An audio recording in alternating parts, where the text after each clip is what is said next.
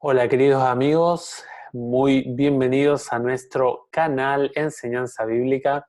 En esta ocasión queremos regalarles la información con respecto al estudio número en nuestro orden de lecciones de la fe de Jesús. Vamos a hacer la número 6, pero en la fe de Jesús es la número 5, porque consideramos desde nuestro canal que es prioridad primeramente o tiene un orden de seguimiento las señales de la segunda venida de Cristo y luego el evento. La fe de Jesús lo da al revés. Primero el evento y luego ver las señales. Así que por eso alteramos un poco el orden, pero no trae muchos problemas esa alteración, así que podemos también disfrutarla de esa manera. Así que vamos a orar y vamos a pedirle al Señor que Él nos acompañe, que Él nos dirija en este estudio que vamos a tener. Nuestro Padre Celestial, que moras en el cielo, te damos muchas gracias porque nos permites tener la oportunidad, Señor, de poder tener este momento para aprender acerca de la segunda venida. Señor, gracias porque nos das un consuelo, nos das un aliento. Nosotros no estamos acá en esta tierra por casualidad, no estamos sin tener un futuro asegurado, sino que el cristiano sincero, bíblico, confía en que tú, Señor, vendrás por segunda vez. Te agradecemos por esta linda promesa y oramos en el nombre poderoso de Jesús. Amén. La segunda venida es una doctrina eh, que está esparcida por toda la Escritura. Hay muchísimos textos, hay más de 300 textos que hablan acerca de la segunda venida de Cristo, y hablamos un poquito en un videíto dentro de la lista de reproducción de sermones y reflexiones.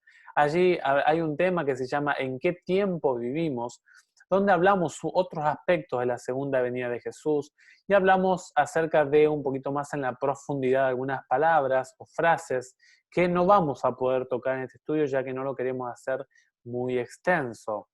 Pero la segunda venida es una segunda venida descrita desde el libro de Génesis hasta, o de manera tipológica, ¿no? O sea, de manera representativa, simbólica, en un evento literal que ocurrió en el Antiguo Testamento y se proyecta en la segunda venida de Cristo. Por eso es muy importante tener en cuenta lo que vamos a estudiar en el día de hoy. La segunda venida de Cristo, no sé para ustedes, pero cuando uno lee la Biblia y cuando uno investiga acerca de la propuesta de Dios para la humanidad, Dios sí nos dice que hay un plan, hay un proyecto, hay un propósito para lo cual Él nos ha creado y cuando uno mira la creación hay elementos que han dañado la creación de Dios. Y vamos a hablar un poquito más acerca de la cuestión del pecado a su debido momento.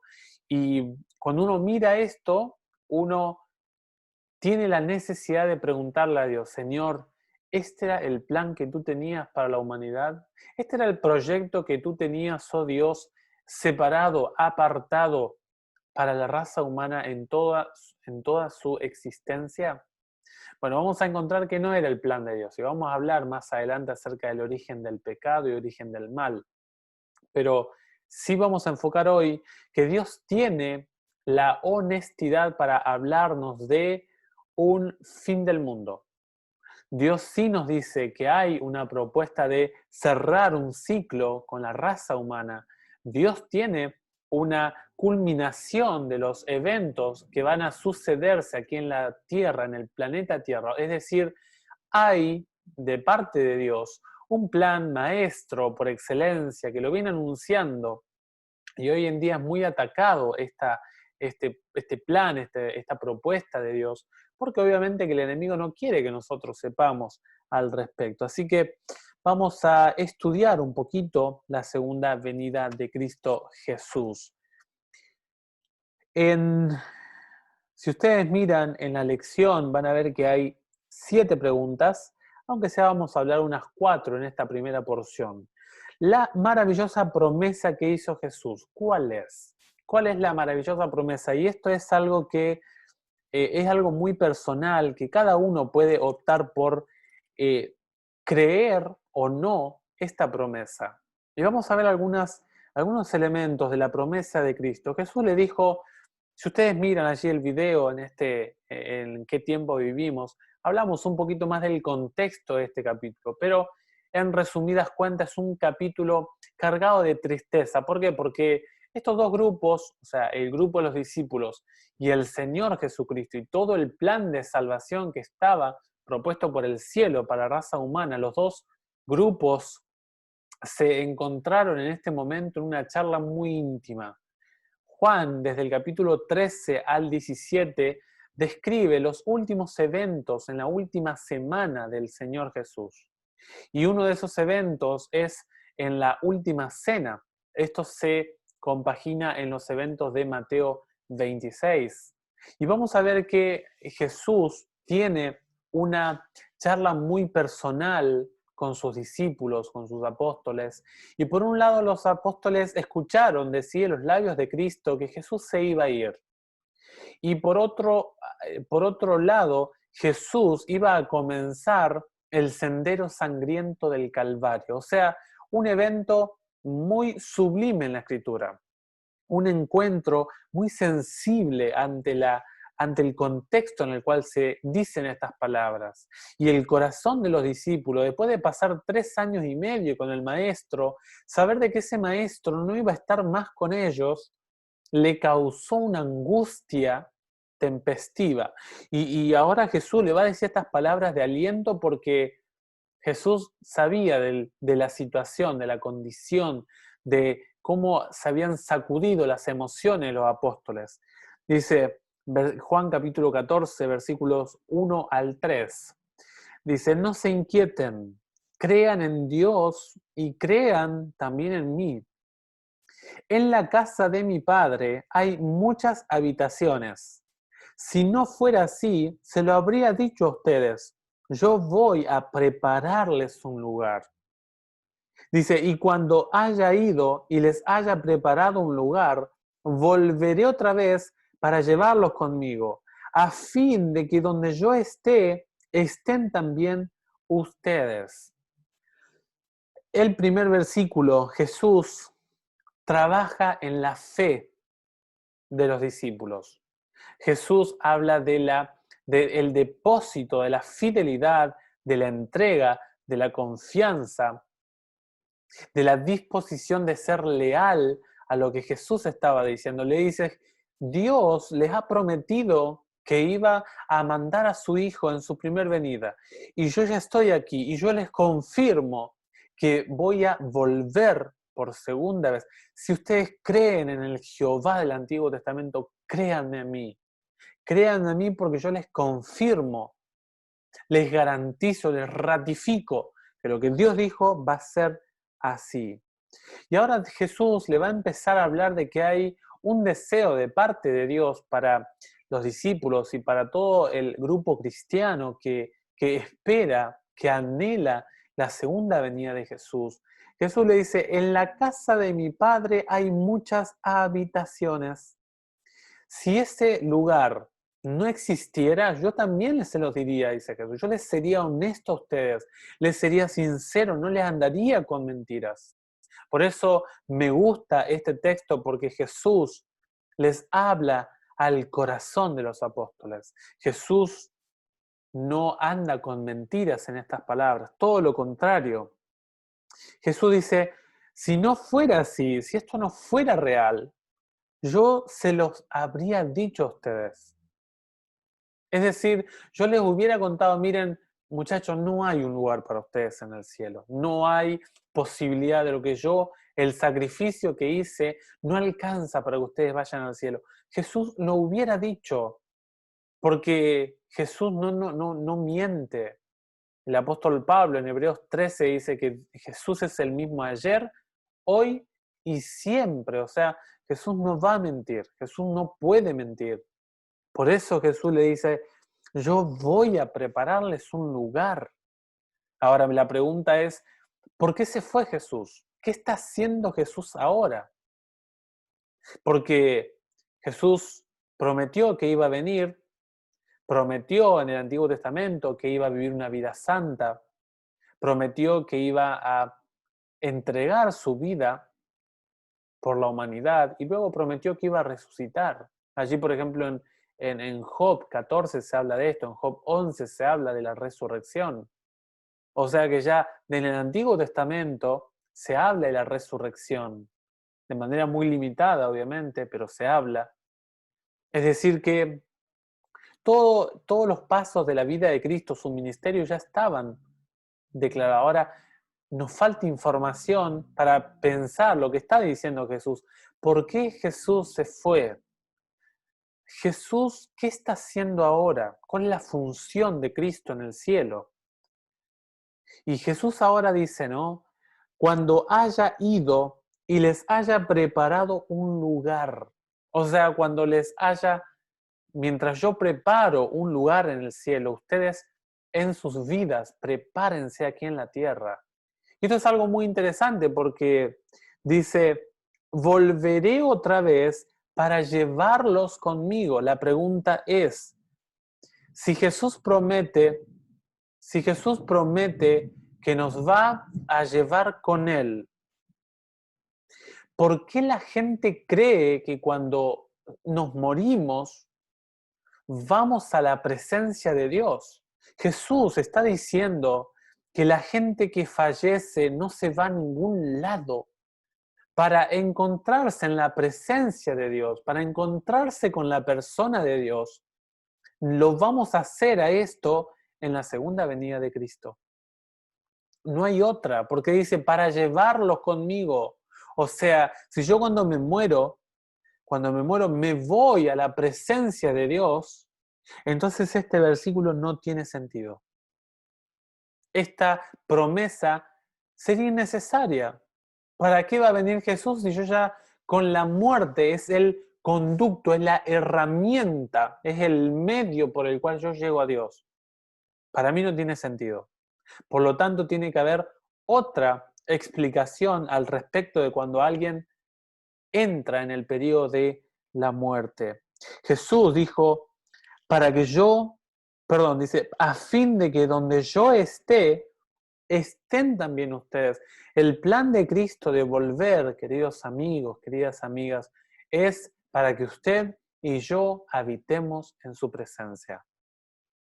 Jesús quiere estar con usted y quiere que nosotros estemos con Él. ¿Cómo debe impulsarnos esta promesa? ¿Qué debe hacer en nosotros esta promesa que dice el Señor Jesús?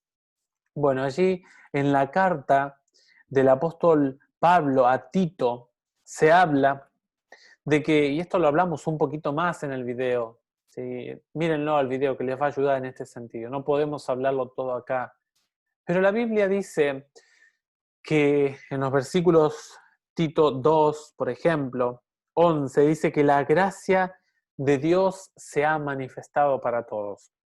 En el versículo 12 habla de que esta gracia no nos deja igual cuando entra en contacto con nosotros. Esta gracia hace una función de pedagogo, de instructor, de maestro, de conductor. Dice, nos enseña a eliminar lo pecaminoso, a quitar lo que es la iniquidad y los deseos mundanos, y nos entrega a cambio una vida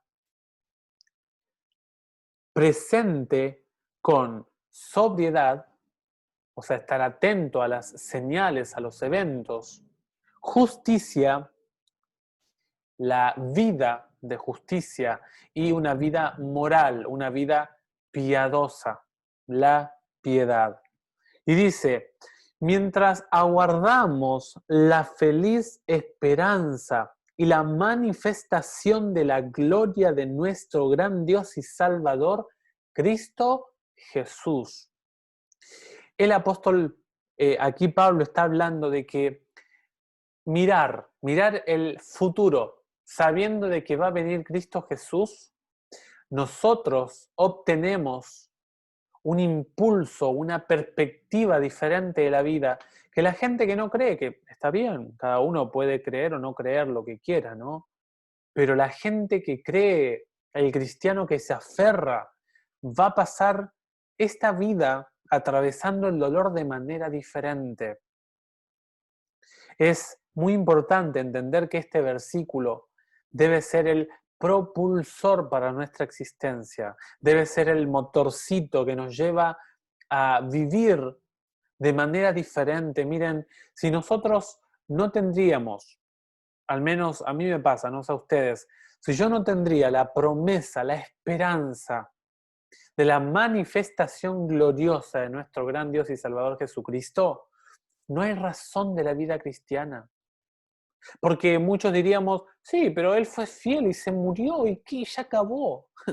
No tiene sentido vivir. Para eso vive tu vida como quieras. Haz lo que bien te parezca. Pero el impulso a vivir una vida moral que a Dios le agrade, que yo aprendiendo a amar al Señor, le obedezco por amor, no por ganar algo, conquistar algo de parte de Dios o de Dios hacia mí, sino que la obediencia es un resultado, es la consecuencia de amar a Dios. Si no existiera la segunda venida de Cristo, no tendría sentido.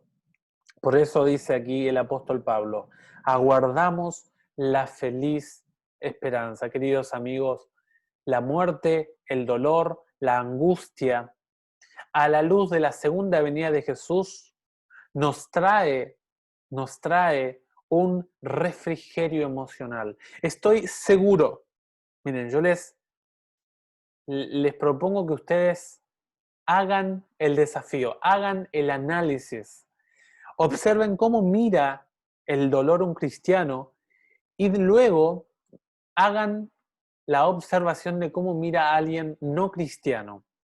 Y les aseguro que la visión es totalmente diferente. Las preguntas 3 y 4 van a ver ustedes que habla acerca de la manera en que vendrá Cristo Jesús. En la pregunta número 3 se habla en la forma que vendrá Cristo, o sea, cómo vendrá Jesús.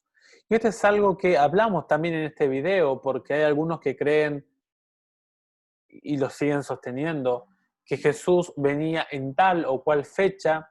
Algunos creen que Jesús vino de manera espiritual, que está acá de manera no visible. Y algunos creen que ocurrirá una especie de rapto secreto. Pero aquí Mateo 24:30 nos declara, nos da detalles de cómo va a venir el Señor Jesús. Dice, entonces aparecerá en el cielo la señal del Hijo del Hombre. Noten ustedes que habla de una señal, o sea, de una aparición notoria, visible, que se puede palpar, no es que es algo extraño u oculto, sino que es algo totalmente notable, visible y concreto. Dice, todas las razas de la tierra se golpearán el pecho. Noten ustedes que habla de las angustias de las naciones, habla de la tristeza que va a tener la persona que no quiso escuchar, no quiso atender la promesa bienaventurada de la Biblia de esperar el regreso de Cristo Jesús. Dice, y verán al Hijo del Hombre venir sobre las nubes del cielo, lleno de poder y de gloria. Noten ustedes que aquí no habla de ninguna especie de llegada de Jesús de manera oculta o espiritual, sino todo lo contrario. Habla de una llegada, de que todas las razas de la tierra se van a dar cuenta de la decisión que tomaron, aquellos que no quisieron escuchar al Señor. A su vez, habla de que verán al Hijo del Hombre venir sobre las nubes. O sea, no va a ser algo que yo no voy a poder palpar, sino que las personas van a poder ser testigos oculares de lo que va a ser este gran acontecimiento. Y dice, ¿cómo vendrá? Lleno de poder y de gloria. Es decir, vendrá de manera manifiesta, con toda la pompa, con todo el honor, toda la honra que se le puede dar al Rey de Reyes y Señor de Señores, el Señor Jesucristo. En el versículo de Apocalipsis 1:7, la pregunta número 4, y ya vamos por hoy cerrando esta primera porción de la lección número 5. Este es un texto que recuerdan ustedes que hablamos al principio de el autor de la fe de Jesús, un estudio que lo hizo un pastor. Considero que es una herramienta sumamente importante, que se puede emplear con muchos beneficios, pero también tiene textos que yo no colocaría. Yo no colocaría por el hecho de que es un texto complicado este. Porque miren lo que dice. La pregunta es, ¿cuántos verán su glorioso advenimiento? Dice Apocalipsis 1:7. Miren, dice, observen. Les llama la atención, está entre signos de admiración. Él viene entre las nubes y todos lo verán. Eso es muy parecido a Mateo 24:30. Pero acá entra la complicación, que ustedes pueden como instructores bíblicos entrar en este texto, este terreno, que van a tener que hablar un poco más, porque este texto entra en la duda. Dice, aún aquellos que lo habían traspasado, por él se golpearán el pecho todas las razas de la tierra. Sí, así será. Amén. Noten ustedes que habla de que él vendrá sobre las nubes y todo ojo le verá. Inclusive aquellos ojos que de la gente que también participó de su crucifixión. Y la pregunta es, ¿cómo?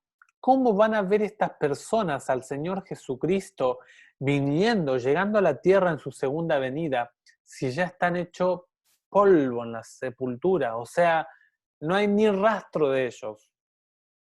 La pregunta, si es un estudiante muy detallista, muy minucioso, le va a decir, Ezequiel, ¿cómo es que acá dice que la gente que participó en la crucifixión del Señor Jesucristo va a tener la oportunidad de ser avergonzados, de recordar las palabras que Jesús le dijo, si ellos están muertos, si ellos no están en vida? Bueno, el tema, queridos amigos, el tema es que ustedes van a tener que hablar un poquito más al respecto.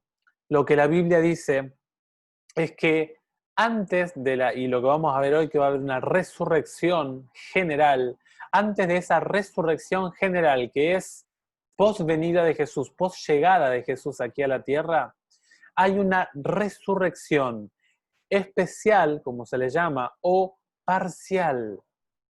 Eso es sumamente interesante y para eso requiere un poquito más de estudio.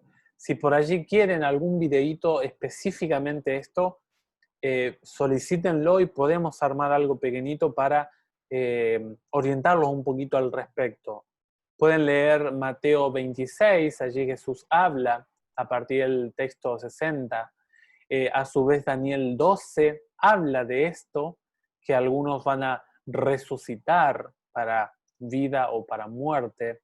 Es decir, que vamos a hablar de la resurrección, pero vamos a ir un poquito más allá. Este texto puede traer problemas si es un estudiante minucioso. Queridos amigos, vamos a seguir estudiando poco a poco este estudio de la fe de Jesús, la lección 5, que es una lección sumamente apasionante y vamos a culminarla en el siguiente estudio. Desde ya, gracias por su asistencia, por su compañía. Que el Señor les bendiga ricamente y nos vemos en el próximo videíto, si el Señor así lo permite. Será hasta luego.